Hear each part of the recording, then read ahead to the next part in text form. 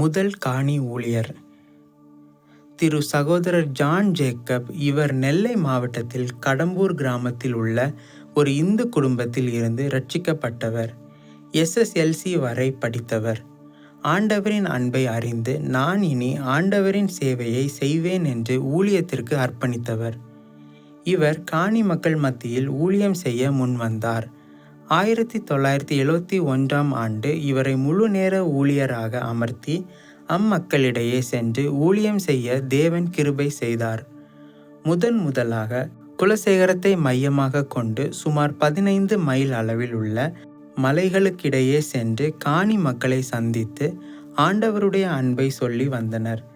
தங்களுக்கு கிடைக்கும் உதவியை கொண்டு நிர்வாக குழுவினர் தேவைகளை பூர்த்தி செய்து வந்தனர். ஜெபமே ஜெயம். ஊழியர் ஒருவர் காடுகளுக்குள் சென்று ஊழியம் செய்து மிகவும் ஆபத்தான ஒன்று என்று கருதி மேலும் ஓர் ஊழியக்காரரை தாரும் என ஜெபித்தனர். நேரம் கிடைக்கும் போதெல்லாம், சமயம் வாய்க்கும் போதெல்லாம் தனியாக குழுவாக ஜெபித்தனர். 2 ஊழியக்காரரை தேவன் தந்தார்.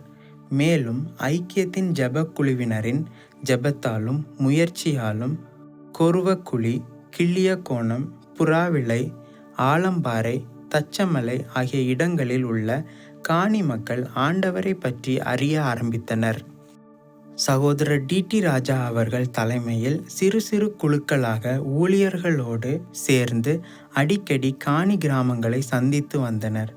இதில் திருமதி அன்னபெல் ராஜா, DTRின் துணைவியார், அவர்களும் சேர்ந்து செல்வது வழக்கம். தச்சமலை காணி கிராமம் பேச்சுப்பாறை அணைக்கு மறுபக்கத்தில் இருந்தபடியினால் அணையை வள்ளத்தில் போட் கடந்துதான் செல்ல முடியும். ஊழிய அனுபவங்கள்.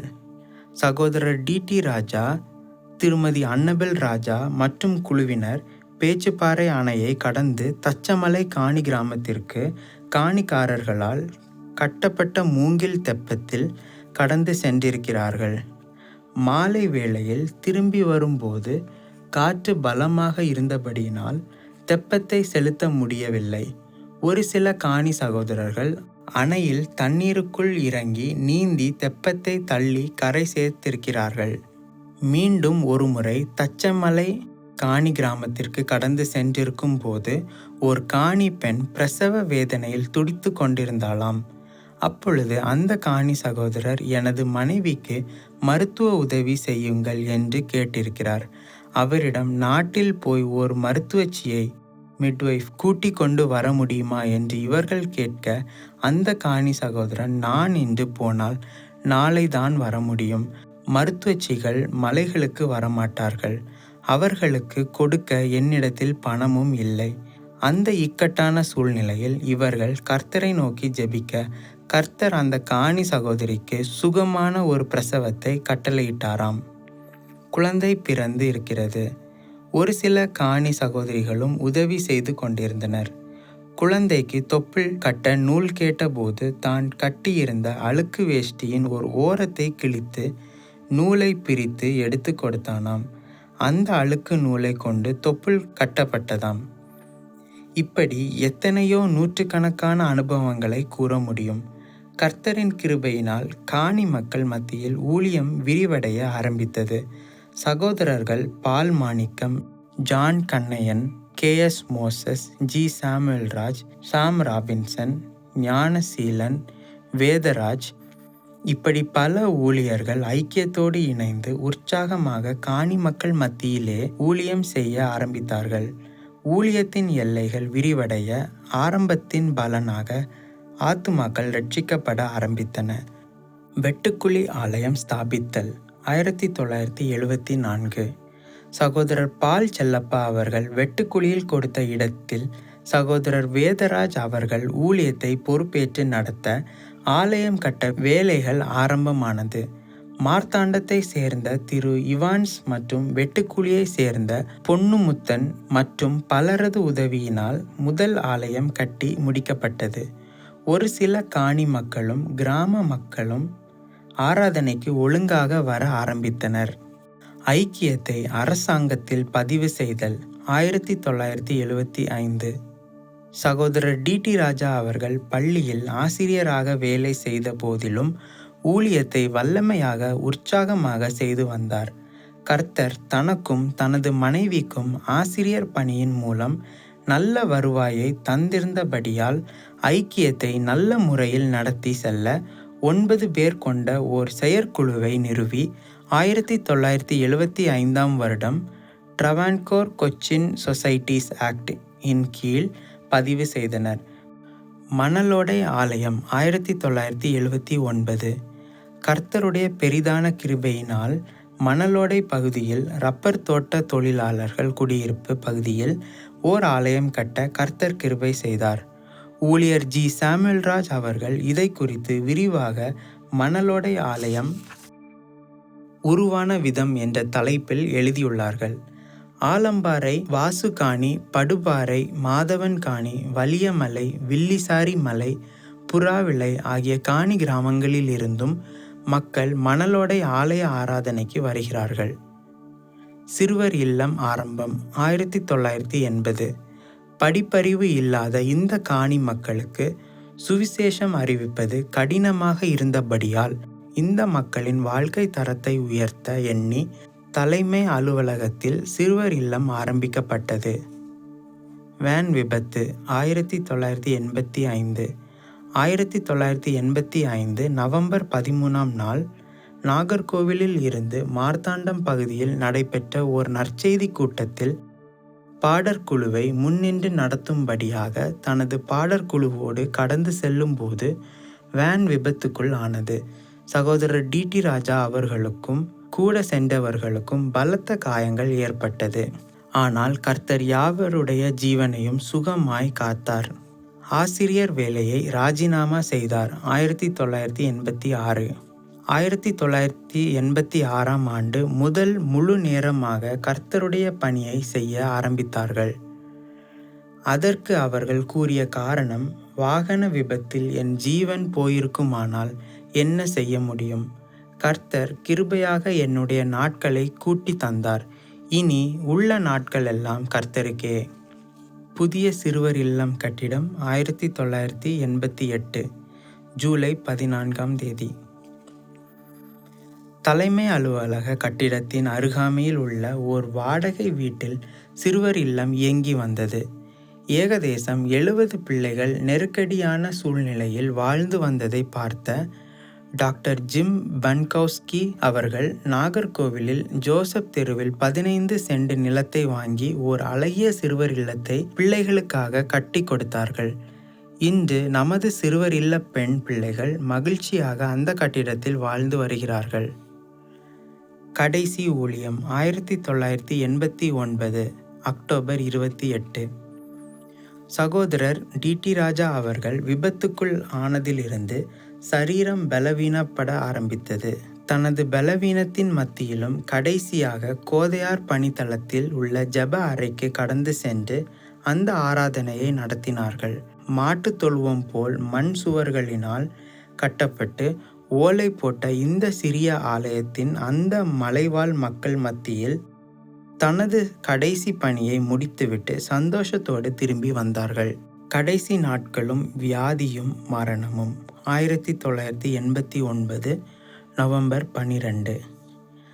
1989 அக்டோபர் 30ஆம் தேதி கோதையார் பணித்தளத்தை சந்தோஷமாய் பார்த்துவிட்டு திரும்பி வரும்போது மழையில் நனையும் ஓர் சூழ்நிலை ஏற்பட்டது. பல ஆண்டுகளாக சர்க்கரை வியாதியால் அவதிப்பட்டதாலும் கடைசியாக சிறுநீரக செயல்பாடு குறைந்து இருந்தாலும் சரீரம் மிகவும் பலவீனமாக இருந்தது. கோதையாரில் இருந்து வந்தவுடன் காய்ச்சலும் சளியும் பற்றி கொண்டது. ஒரு வாரம் வீட்டில் சிகிச்சை செய்து வந்தார்கள். அடுத்த வாரம் டாக்டர் பென்சாம் மருத்துவமனையில் அனுமதிக்கப்பட்டு சிகிச்சை அளிக்கப்பட்டு நல்ல சுகம் பெற்று வந்தார்கள். பக்கத்து அறையில் இருந்த பிற நோயாளிகளிடம் போய் சம்பாஷிக்கவும் அவர்களுக்காக ஜெபிக்கவும் செய்து வந்தார்கள். ஆனால் எதிர்பாராத விதமாக நவம்பர் 12ஆம் தேதி ஞாயிற்றுக்கிழமை அதிகாலை வேளையில் எந்த கஷ்டமும் படாமல் கர்த்தருக்குள் நித்திரை அடைந்தார்கள். மணலோடை ஆலயம் உருவான விதம். சகோதரர் ஜி. சாமுவேல்ராஜ். 1974ஆம் ஆண்டு ஜூன் மாதம் சுவிசேஷ நண்பர் ஐக்கியம் ஊழியனாக நியமிக்கப்பட்டேன். பணித்தளமாகிய குலசேகரத்தை மையமாக வைத்து பேச்சுப்பாறை, பெருஞ்சாணி அணைகளின் மேற்கு பகுதியிலுள்ள சுமார் 25 காணி ஊர்களுக்கு சகோதரர் KS மோசஸ் அவர்களுடன் சென்று ஊழியம் புரிந்தேன். இந்நாட்களில் டாக்டர் புஷ்பராஜ் தம்பதிகள் சேலம் எங்களுடன் 2 நாட்கள் தங்கி காணி மக்களுக்கு சுவிசேஷம் அறிவிக்கவும் மருந்துகள் இலவசமாக கொடுக்கவும் வந்திருந்தார்கள். அது சமயம் கிளியக்கோணம், ஆலம்பாறை, மணலோடை, வில்லிசாரி, புறாவிளை ஆகிய மலைகளில் உள்ள காணி மக்களை சந்தித்தனர். செல்லும் வழியில் மணலோடை எங்கள் கண்களில் பட்டது. இங்கு ரப்பர் தோட்டமும் பணியாளர் குடியிருப்பும் சிறப்புடன் அமைக்கப்பட்டிருந்தது. இந்த பகுதியில் ஒரு ஆலயம் அமைந்தால் மக்களை சந்திக்கவும் ஆண்டவரை ஆராதிக்கவும் முடியுமே என்பதை உணர்ந்தோம். நாட்கள் கடந்து சென்றன. 1978ஆம் ஆண்டு பிப்ரவரி மாதம் 20ஆம் நாள் மணலோடை பகுதிக்கு சென்று துண்டு பிரதிகளை கொடுத்து சில வீடுகளை சந்தித்தோம். அதன் பின் 2 நாள் கழித்து திரு டி. யோவேல் என்பவரது வீட்டில் முதல் கூட்டத்தை ஆரம்பித்தோம். ரோமர் 15:21 கூறியபடி இங்கு இதுவரை எந்த சபையும் இதற்கு முன்னும் பின்னும் ஊழியத்திற்கு வரவில்லை. அதன் பின் வன இலாக அதிகாரிகளை சந்தித்து ஆலயம் கட்டுவதற்கான ஒழுங்குகளை செய்தோம். அதிகாரிகளும் ஆலயத்தை கட்டுவதற்கான நிலத்தை அளந்து தந்தனர். பின்னர் இங்குள்ள சில சகோதரர்கள் சேர்ந்து ஆலோசனை செய்தோம். சகோதரர் யோவேல், வர்கீஸ், நேசையன், கேப்ரியல், தன்னன், செல்லன், பாலையன் மற்றும் பலர் வந்து ஊழியம் செய்தனர். இப்படியாக படிப்படியாக அங்குள்ள மக்களின் ஒத்துழைப்பின் பேரில் ஓலையால் அமைந்த அழகான ஆலயத்தை அமைத்தோம். இந்த ஆலயம் 1979ஆம் ஆண்டு ஜனவரி மாதம் 21ஆம் நாள் பிரதிஷ்டை பண்ணப்பட்டது. மறைத்திரு AJM கேசரி, மறைத்திரு ஜார்ஜ் ஹெர்ன், மறைத்திரு S. தேவதாசன் வருகைந்தூதன் ஆசிரியர், சகோதரர் DTR பொது செயலர், சகோதரர் Y. ஜோன்ஸ், சகோதரர் BM சாமுவேல்ராஜ் ஜான் ஆகியோர் முக்கிய அங்கத்தினர் மற்றும் ஐக்கியத்தின் ஊழியர்கள் மற்றும் சுற்றியுள்ள நண்பர்கள் லாரியில் வந்து பிரதிஷ்டை ஆராதனையை சிறப்பித்தனர். அந்நாளில் தானே புதிய ஆலயத்திற்கான அடிக்கல்லும் மறைத்திரு ஜார்ஜ் ஹெர்ன் அவர்களால் போடப்பட்டது. 1979 செப்டம்பர் 26ஆம் நாள் புதிய ஆலய அஸ்திபார வேலையை ஆரம்பித்தோம். இந்நாட்களில் சகோதரர் VT ஜான்சன் தற்போது மதுரை தூய பரிசுத்தவான் ஆலயத்தின் தலைமை சபை குரு என்னுடன் ஊழியத்தில் இருந்தார்.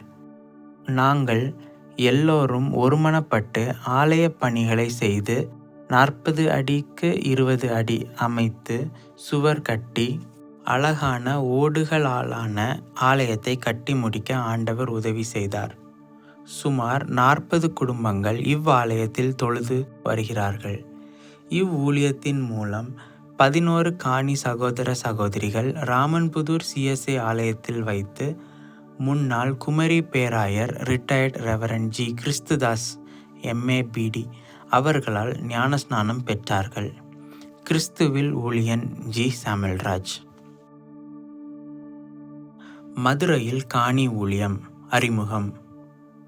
சுவிசேஷ நண்பர் ஐக்கியம் சகோதரி ஹெலன் ஜான் கூறும் உண்மை சாட்சி. அற்பமான ஆரம்பத்தின் நாளை யார் அசட்டை பண்ணலாம்? சகரியா 4:10. நண்பன் பத்திரிகையின் சிறப்பு. மதுரை விசுவாசிகளின் சாட்சி. மதுரை மாநகரில் சுவிசேஷ நண்பர் ஐக்கியத்தின் கிளை நற்பணியை ஆரம்பிக்க காரணமாக இருந்தது நண்பனின் கால் பகுதி தாள்தான். 1974ஆம் ஆண்டு ஞாயிற்றுக்கிழமை எனது மகன் கடையில் வாங்கி வந்த சாமானை சுற்றி உள்ள தாளில் இருந்த வாசகத்தை வாசித்த சமயம் என் வாயில் நுழையாத கேட்காத புது வார்த்தைகள் மாதவன் காணி, முண்டன் காணி, சாத்தன் காணி, சந்திரன் காணி என்ற சொற்கள் என் செவியில் தொனித்து கொண்டே இருந்தது. ஏதோ மலை நாட்டில் நற்செய்தி நடைபெறுகிறது என்பதை தெரிந்து கொண்டேன். எனவே நண்பனின் ஒவ்வொரு பக்கமும் விலையேற பெற்றது என்று சொல்லி ஆண்டவருக்கு நன்றி செலுத்தினேன். திங்கள்கிழமை காலை வழக்கம் போல நான் பள்ளிக்கூடம் சென்றேன். அங்கு ஒரு மூத்த கிறிஸ்தவ ஆசிரியை ஒரு பத்திரிகையை என்னிடம் கொடுத்தார். அதை திறந்தபோது என் மனதில் பதிந்த அதே பெயர்கள், காணி மக்கள் பற்றியும் நற்செய்தி அறிவிக்கும் பணியை பற்றியும் அவர்களது நல்வாழ்வு பற்றியும் ஆண்டவர் எனக்கு தெளிவாக காண்பித்தார். இந்த சமயம் மதுரையில் ஐக்கியத்தின் சார்பாக கிளை ஊழியர் சகோதரர் கிப்சன் டேனியல் அவர்களை அறிமுகம் செய்து வைத்தார்கள். மதுரை கிளை ஊழியம் ஆரம்பம். பெண்கள் ஜெப ஐக்கியம். மதுரை பெத்தானியாபுரம் பகுதியில் மலர் எழில் தெருவில் சகோதரர் G.T. ஆபிரகாம் அவர்கள் இல்லத்தில் FEF கிளை ஊழியத்தை ஆரம்பித்தோம். மேற்படி கிளை ஊழியத்தை தொடர்ந்து பல ஆண்டுகளாக அவர்களே தலைமை தாங்கி நடத்தி வந்தார்கள். ஜெபத்தில் உற்சாகப்படுத்திய சகோதரி. தற்போது சுவிசேஷ நண்பர் ஐக்கியத்தின் பேட்ரன் அவர்களின் துணைவியார் ரத்னமணி அக்காலும் எங்களோடு சேர்ந்து ஜெபத்தில் பங்கு பெற்று ஆவியில் நிறைந்து ஜெபம் செய்ய எங்களை ஊக்குவித்தார்கள் என்பது குறிப்பிடத்தக்கது. இப்படியாக சகோதரர் கிப்சன் டேனியல் அவர்களோடு சேர்ந்து எங்கள் பள்ளியில், ஆலயங்களில், பெண்கள் கூட்டங்களில், சிறுவர் கூட்டங்களில், வாலிபர் கூட்டங்களில், ஆசிரிய குடும்பங்களின் பிரச்சனைகளில் வியாதியஸ்தர்களை சந்தித்து ஜெபித்து வந்தோம். பலர் விடுதலை பெற்றனர். இவ்வாறு மதுரையை சுற்றியுள்ள பகுதிகளிலும் பல இடங்களில் நற்செய்தி கூட்டங்களை ஒழுங்கு செய்து காணி மக்களை பற்றி எடுத்து கூறி விளக்கினோம். பலர் ஜெபத்தாலும் பொருளாலும் தாங்க முன்வந்தனர். அடிக்கடி அண்ணன் DTR அவர்களும் ஐக்கியத்தின் தலைவர் சகோதரர் BM சாமுவேல்ராஜ் ஜான் அவர்களும் எங்கள் கூட்டங்களில் கலந்து செய்திகளை கொடுத்து உற்சாகப்படுத்தினார்கள்.